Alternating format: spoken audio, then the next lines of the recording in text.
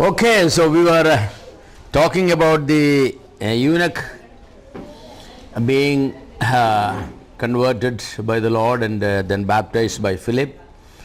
And the tradition says that Ethiopia was evangelized by this eunuch. And it's true, the oldest Christian country in the world was Ethiopia. They claimed until, Haile Selassie was deposed by the Marxist, there was always Christianity in a good way in Ethiopia. Now Ethiopia is in a mess. Which year was that? Which were those years? Years? Yeah. Oh, Haile Selassie was deposed only in my lifetime. What's the one of some 50 years back? Now it is 77. 77, yeah. I was there. Yeah, you were there, okay. That was a problem. That was a problem. That was a problem then.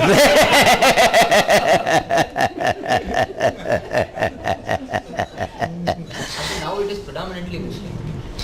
Not predominantly Muslim, no. There are communists, there are a lot of Christians, nominal Christians, there are Muslims everywhere. I don't think predominantly Muslims, no. I don't know, I could be wrong. I don't think so predominantly, but it is. Ethiopia, yes. Prophetically it was also necessary because Ethiopia has some part to play in the end events. But Ethiopia was one of the oldest Christian countries and very prosperous countries. When you were there, very prosperous, right? Yes. Yes. The teachers who taught in colleges and schools were paid very well and all that. I had my relations, many teaching there. It was very, very well, and it was a good country Ethiopia was. But now Ethiopia is gone. How many years was it Christian nation? That was two. Oh, from Acts, yeah. That's why it was the oldest Christian country in the world. Yeah, it was. The Ethiopian eunuch apparently had done a good job. He may have went and shared the gospel with the queen, who became a Christian, and then, once the king becomes a Christian, then it only requires a declaration that everybody in my country will be Christian. That's how they all go. No need to preach the gospel.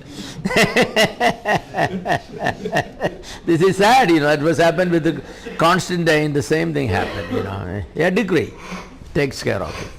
Well, yes.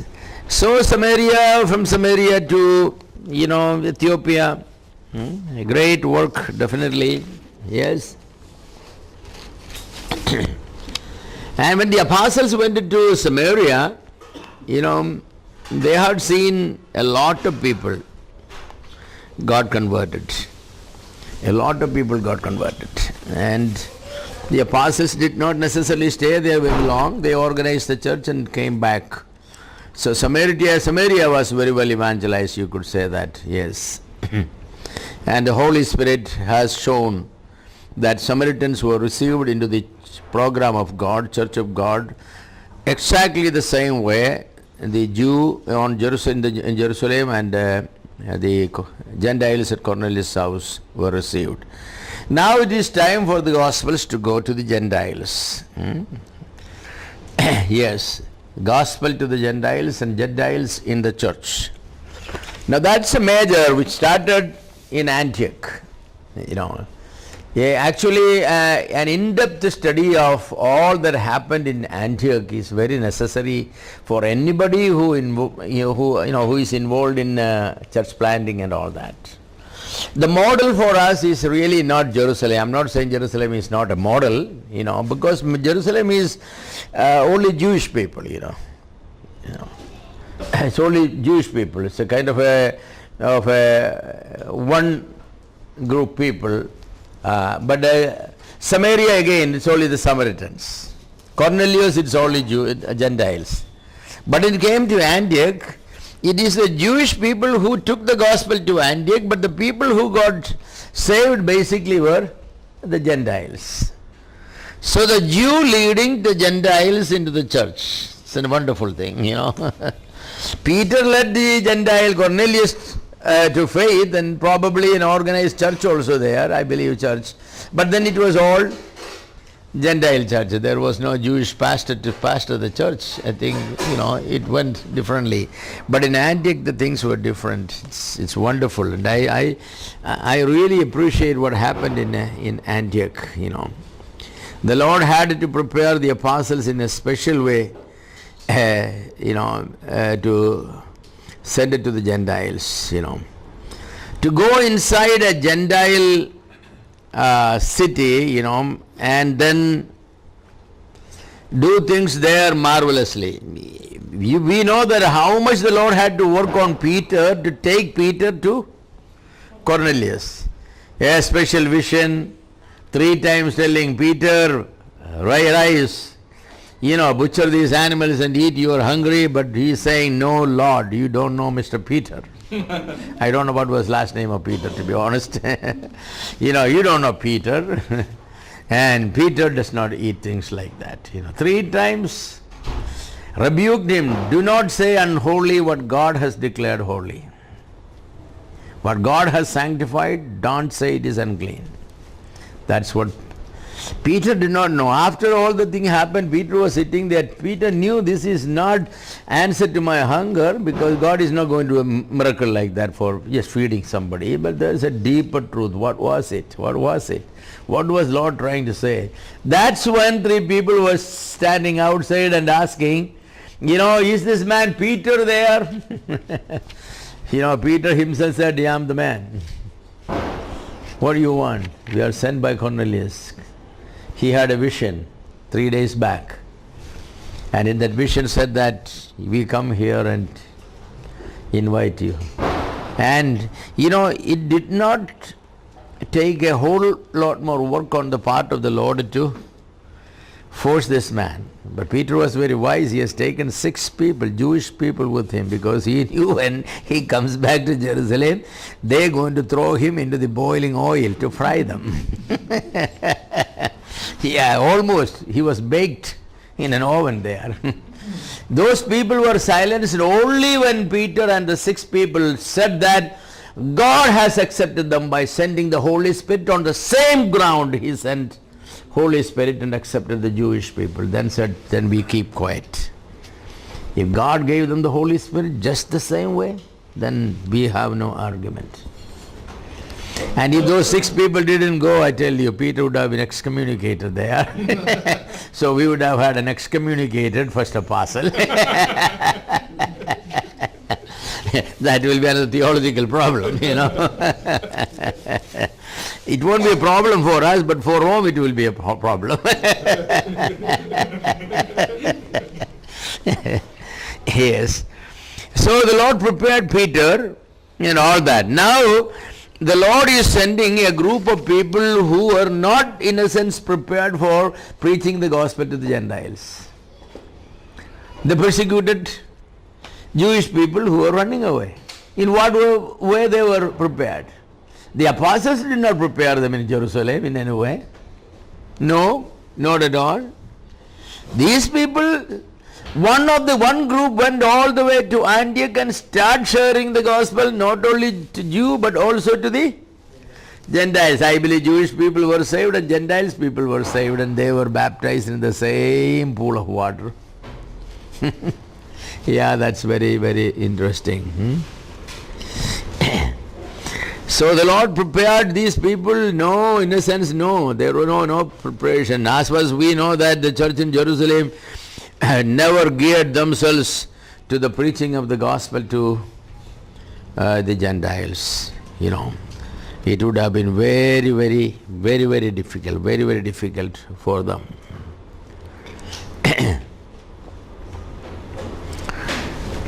So Christianity now slowly, not only going to grow quantitatively but qualitatively. Qualitatively, I mean not that people are becoming more spiritual. I mean that Gentiles are going to be accepted into the church. For me, that's the biggest growth of our minds. Even now, people have difficulty in accepting somebody who comes from a low background. Honestly, they cannot. accept somebody on same footing. We preach all the gospels and everything and everything and everything, but when it comes to real thing, oh well, I want to call them, and people, they are not very comfortable. They are not very comfortable. It gives me a real kick to laugh. Some of the people, when how hypocrites they are. They will just preach the gospel. I remember I once invited a man to preach the gospel when I was in Palai. He was dark like a crow. I mean, he was just outright, but he was born and brought up in a good Syrian Christian family. I don't believe they have anything specially, but to quote and unquote. But yet he was really dark. When he came, I was the only one who knew him before. So I invited. I was in Palai. Boy, a lot of believers were very uncomfortable. I could hear them saying, what the people in Palai will think that all your converts are only from this background or something. It's a question of our survivability in this. We cannot go to our own people and say that, gospel you have to accept. Then he said, we know who accept gospel. That sort of. Boy, I had to rebuke those people. I had him preach the gospel 2 days, It was very difficult for people at Palai to remember. The last day was in stone throwing and all these kind of things, and they were happening. People have difficulty, accepting. And I usually tell them that, you skin people and hang them down, or, just like chicken is, dressed up chicken, The only thing that undress is chicken, and we say it is dressed up. Right? Anything else in the world to dress up means? Yeah. What a language. So somebody asked me, you want to dress it up? I said, yeah, go ahead. So I'll come back after hours. When I came back, he gave it. I said, this is the way you dress up? I thought you were going to put a frock or something on it. So, people have a real problem in accepting. But yet we know that the skin color is holy house. People have a real problem in accepting. We are all Christians. We say about the love of Christ and all that. But, I know a man who is, somebody in his denomination, a very respectable person, is a leader. But I know that, depends upon who is the visitor, he has 3 places to talk with them. Some people he will talk, he will make these visitors to stand in the what you call the yard, the muttam. Yeah, not the veranda, outside the veranda, the muttam. And then another group he will invite them, come on, here are some chairs in the veranda, sit there. But only a few he will invite into his drawing room, living room, where, that. Only very few people. Yet he happened to be one of the leaders, of his local church, that local church. He belongs to another denomination, But, I just cannot understand. Such people won't eat with them, Yes. In some places they won't drink from the same cup, everybody go that they have this system, it came from Tamil Nadu and Andhra and untouchability, they cannot touch the cup or glass in their lips, so they pour it like that. A lot of people in the Lord's Supper do the same thing, the untouchability part. You go to Europe and America and you ever see anybody pouring it like that? This is the most important dinner, right? Our most important dinner for a Christian is the Lord's Supper. It's a big supper. saw it. It means, Christianity came, the gospel came and all that, it has not changed the prejudices of the people. That's my point, the prejudices of the people. I think that we need to take the prejudices out of our minds. Yes, the prejudices out of mind. I don't know, we can all talk about our family background and all that, Yes, I don't like a certain man, but the Chrysostom is very humorous. Who is Chrysostom? He was the metropolitan of the Marthoma Church. Now he is what they call retired, but they have a different, Valiya Metropolitan. Yes, that's the name. Anyway, he was invited for one of our family, Kudumba Yogam, He was one of the guests. The other guest was the Baba Tirumeni of the Jacobite Church, So, What a congregation. yeah, well, it's a large congregation, so, Kudumba Yogam means the Kudumbate Peti Paranilli, everybody was talking about this thing, and then Baba Tirumeni said something about the family and this and that. Then Chrysostom rose up and said that, എൻ്റെ കുടുംബം ആദാമിൻ്റെ കുടുംബമാണ്, അതിനേക്കാൾ പഴക്കമുള്ള ആരെങ്കിലും എന്ന് പറഞ്ഞാട്ടെ. I liked him. Yeah, he said that my family ancestors, I come from the family of Adam and Eve. Is there anybody who is an older ancestry than that one? But that's true, we all come from the same family. Or you go back to Noah.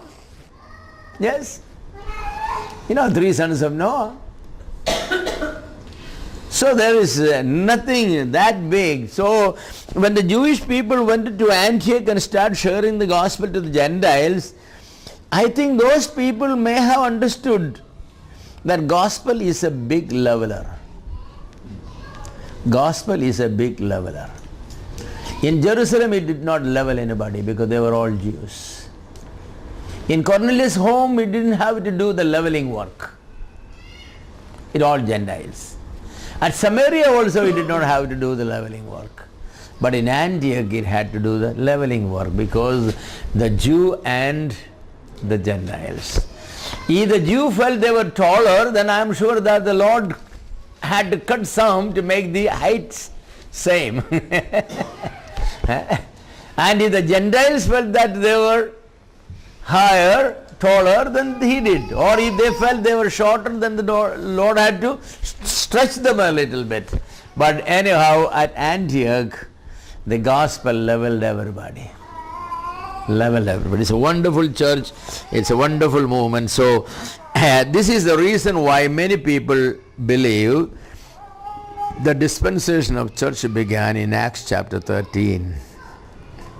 The dispensationalists, among them there are dispensationalists and then hyper-dispensationalists, and then there are, what they call the mediocre or the, So one group believes church started in Antioch because church is a mystery where the middle wall is broken down and the two made one new man. In Jerusalem it didn't happen. In Samaria it didn't happen. And Cornelius it didn't happen. So they say it happened in Antioch. That is true, it's a mystery, but church is not necessarily always only Gentile and Jew together. You can never say that. Church is born again people, added to the Lord and all that. We cannot say that you have to have a Gentile and a Jew both, If that's the case, then ours is not Church. we have no Jew here. So that argument does not hold, and there were many, the church at Corinth and the church in Galatians and all that, there a problem continued. So that argument does not. But however, it has taken bigger minds, definitely, to build a church at Antioch by adding people to the church. It is very much possible the leader of those, let me go back to Jerusalem church, the preparation. Stephen was a very mighty man. We know that Stephen. Who debated with Stephen? There are mentioned some from Cilicia. What chapter was it?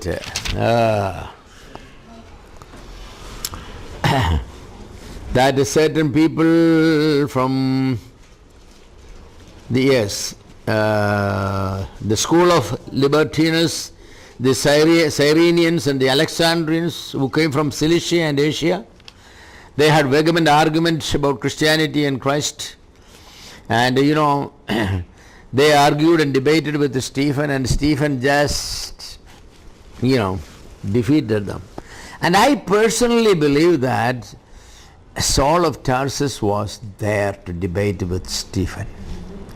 Because these men, one of the group came from Cilicia. And you know that Paul is from Tarsus of Cilicia. Yes, it's very much possible, and they could not stand the wisdom and the knowledge of Stephen. And Saul of Tarsus decided to revenge it. And he did revenge by stoning Stephen to death. Of course, Stephen made a mistake as far as Saul was concerned. He made two major errors for a Jew.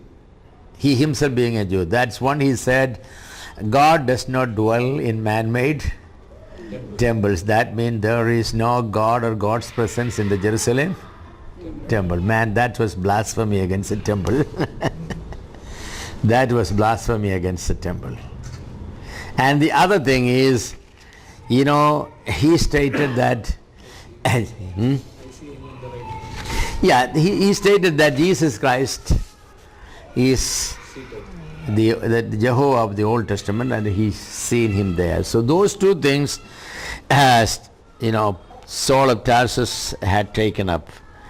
And one was really blasphemy against Moses, because he made a statement about Moses also. Moses gave you the law, but you have not obeyed the law. You have not obeyed the law.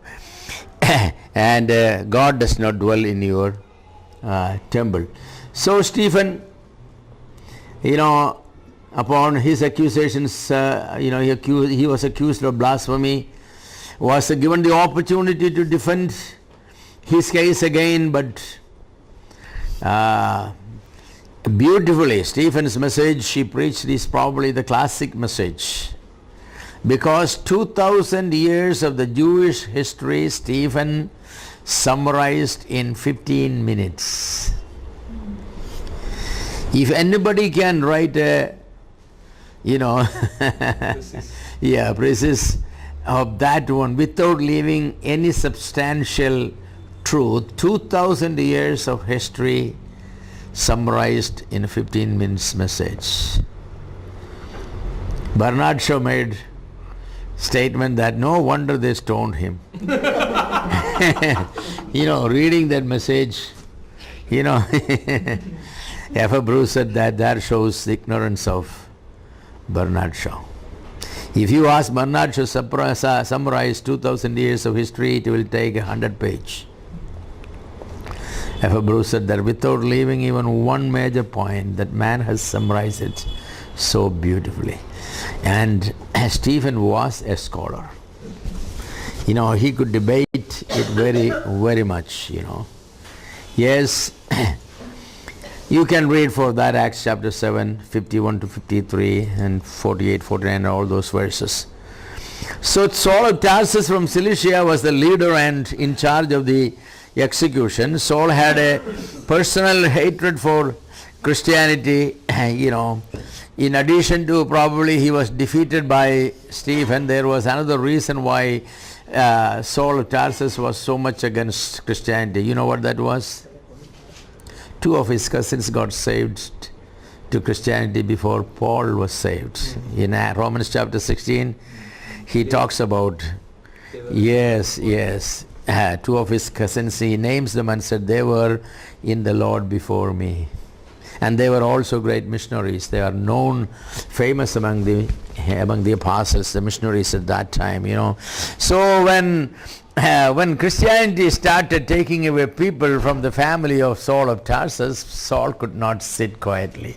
And he said, I'm going up to Jerusalem and want to stop it. Want to stop it. That's when after all people get upset, right?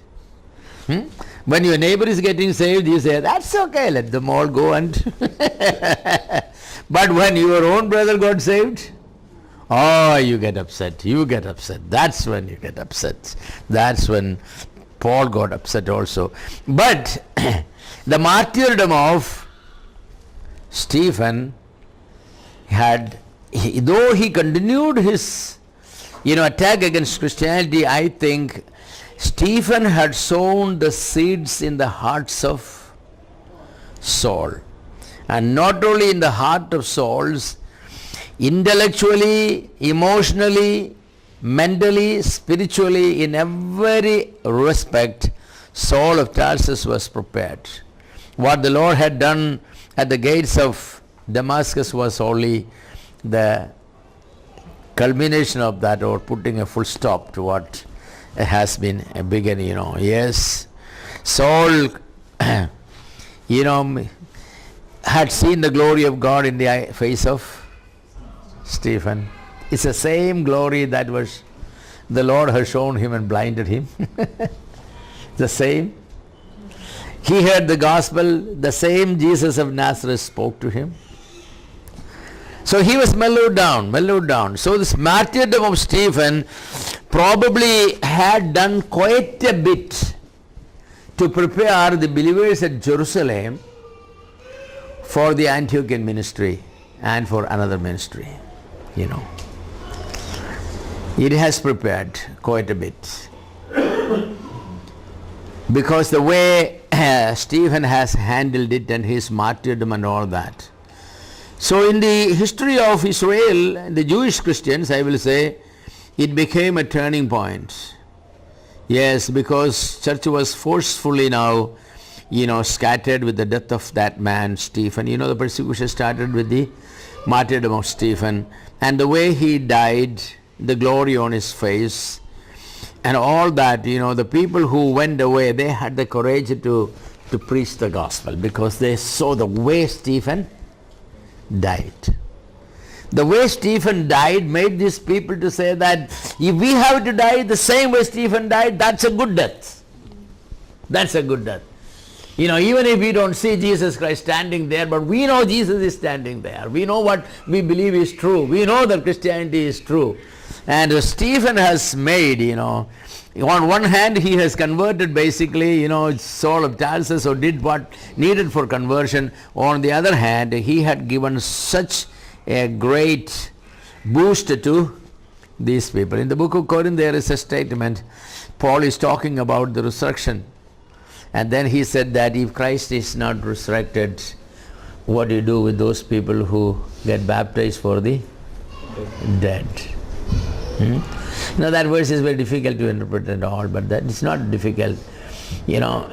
Those who are baptized for the dead should be on account of, because the word they are used could be on account of.